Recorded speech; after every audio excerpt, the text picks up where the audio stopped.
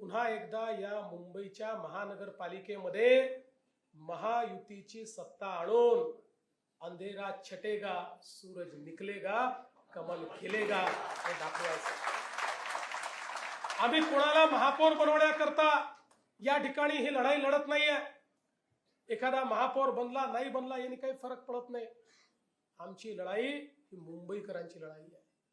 या मुंबईकरांना ज्या प्रकारे भ्रष्टाचाराच्या विळख्यामध्ये टाकून ज्यावेळेस मुंबईकर मरत होते त्याही वेळी प्रेताच्या टाळूवरचं लोणी खाणारे कोण होते हे आम्हाला मुंबईकरांना सांगायचं आहे।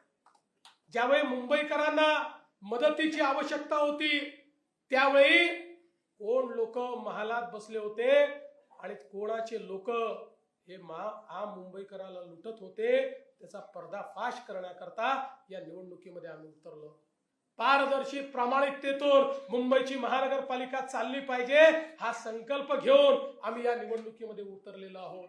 आणि या मुंबईमध्ये ज्या प्रकारे आज राष्ट्रवादी आमच्या ज्या शक्ती आहेत या शक्तींच्या विरुद्ध ज्या प्रकारे जिहादी मानसिकता तयार होते आहे ती मानसिकता ठेचण्याकरता या निवडणुकीमध्ये आम्ही उतरलेलो आहोत।